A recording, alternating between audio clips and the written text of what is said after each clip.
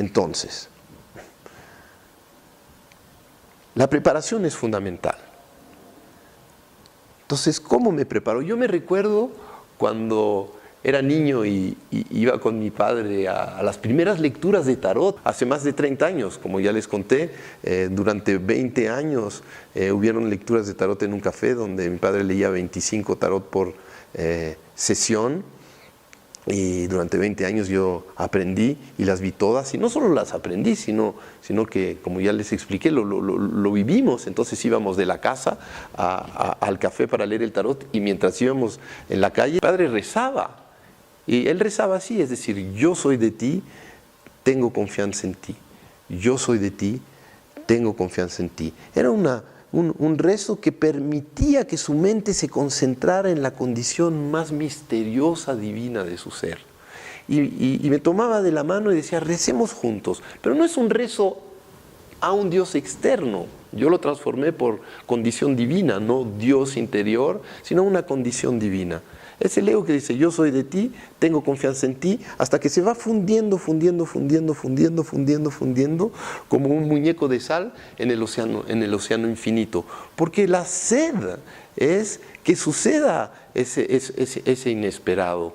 No solo para leerlo, repito de nuevo, sino para sentir ese momento de comunión profunda con esa danza misteriosa. Entonces, era la vía. Entonces se preparaba, entonces yo veía la preparación, y una vez que se sentaba, yo tenía la impresión que era la condición divina que miraba al consultante. Mi padre no estaba realmente ahí, era un ser invisible.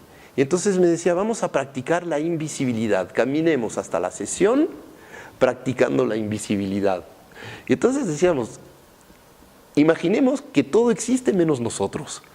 Y entonces empezábamos a percibir al mundo sin nuestra presencia y sin nuestro punto de vista limitado. Y en ese momento empezaba a palpitar el corazón y decía, además, palpitemos y recemos con el ritmo de nuestro corazón. Entonces era, yo soy de ti, tengo confianza en ti, yo soy de ti, tengo confianza en ti, yo soy de ti, tengo confianza en ti, yo, y era el paso, yo soy de ti, tengo confianza en ti. Y íbamos desapareciendo, entonces se empezaba a crear una energía. Una energía, se abría un campo energético.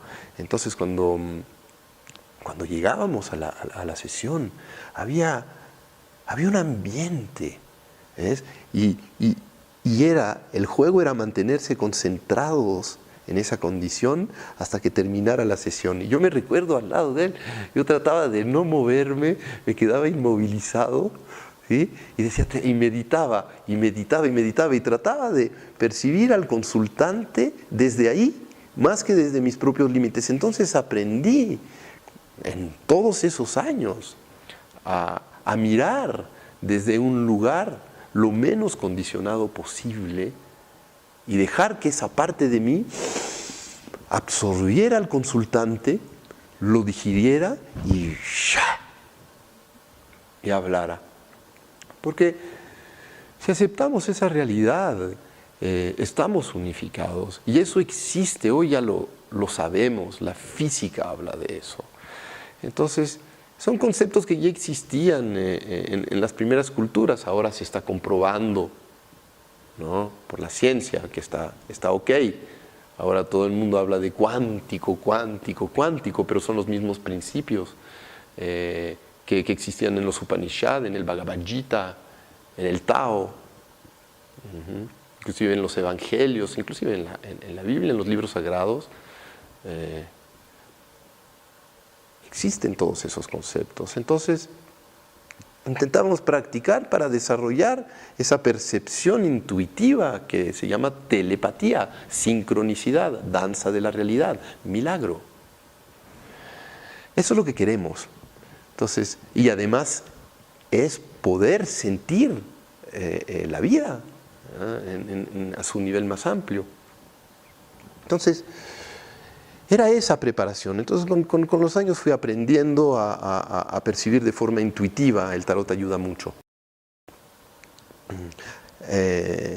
Entonces, aunque yo no leyera, porque cuando mi padre no hacía las lecturas, de repente las hacía yo, o de repente me decía, ¿qué ves tú? Y así empecé desde los 12 años antes. Entonces siempre me preguntaba, ¿qué ves tú? Da una interpretación, y me fue formando poco a poquito, para que pudiera ir practicando yo también, hasta que en un momento, cuando él no podía hacer las lecturas, pues las comencé a hacer yo y tantas otras cosas más.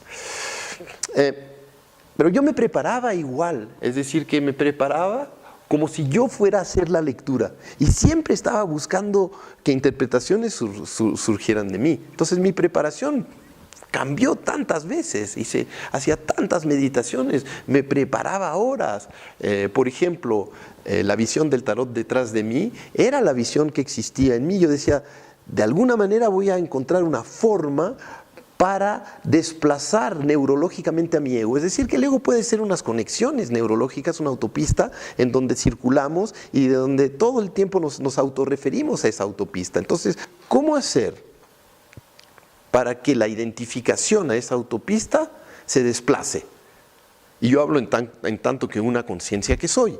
Entonces, yo soy una conciencia infinita y atemporal y un misterio, y al mismo tiempo hay una parte de mí encerrada dentro de una autopista que a veces llamamos prisión. Entonces, ¿cómo hacer para desplazarme y desidentificarme para poder ver otras cosas que a mí mismo y el pasado en mí? O a visiones del futuro condicionadas por el pasado. Entonces, es ahí donde aparece el maestro tarot.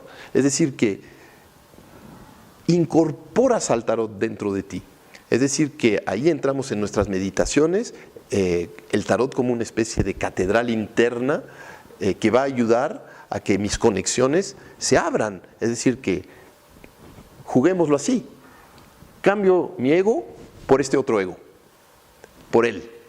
Entonces, por eso el tarot es yo en esos momentos, y sería desde ese lugar que leo, no como las cartas, sino como los aspectos que las cartas me permiten conectar, los aspectos de mí infinitos que las cartas me permiten conectar.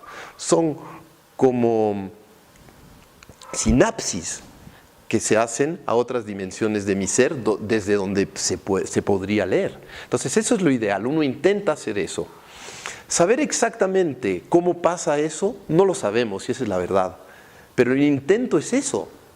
Estamos explorando, somos exploradores, no estamos buscando tampoco resultados. Incorporar a un tarot es una experiencia, es como Dr. Jekyll y Hyde, que se toma la poción. Aquí sería por el otro lado, es Hyde que se toma la poción de Jekyll. Entonces, fundamental experimentarlo para ver hasta dónde puede llegar. Digamos, ya van años que he estado experimentando, y la verdad es que sí veo los resultados, porque lo que sucede